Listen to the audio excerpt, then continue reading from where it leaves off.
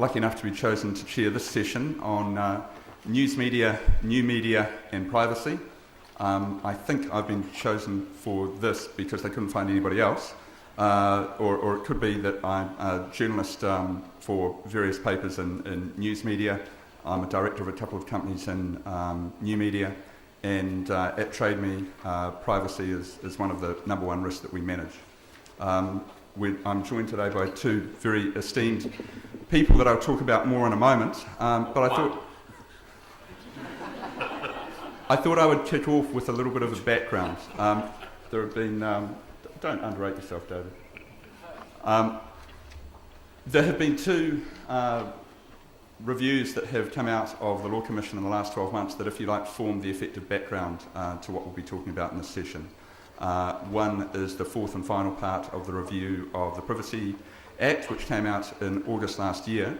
The second part is an issues paper, which forms the first part of a review of news media. And so what I propose to do just over the next couple of minutes is give you a little bit of background to those, background that then will make what both David and John say hopefully a little bit more contextual. So the Privacy Act, when the review came out last year, from a web perspective, what is interesting about it?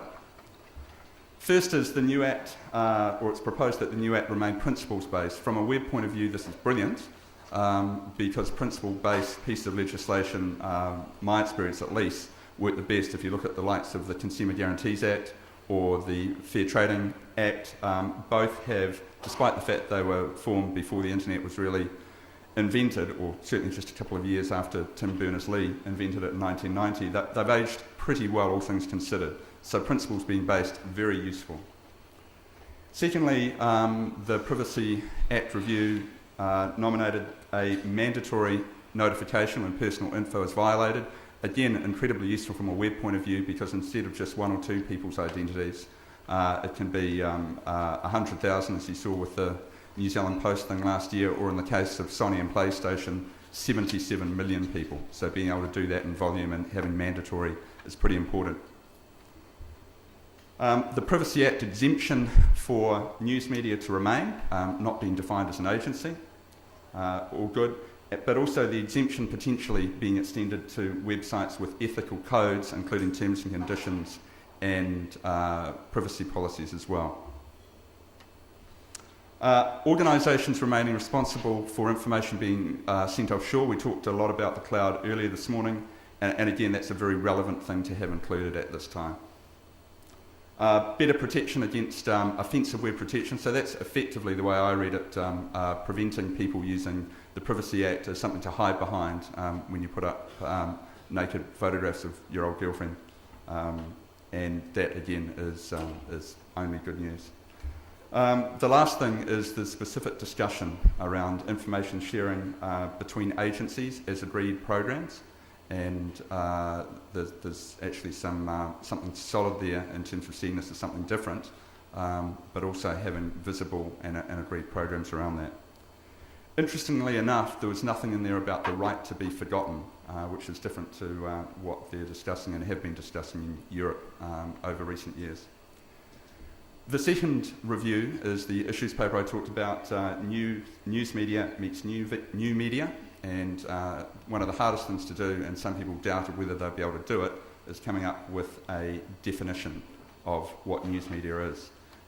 They did so though, and I personally think it's a pretty good starting point for a definition. First is a publisher who has a significant proportion of their publishing activities being the generation or aggregation of news, information and valuable opinion.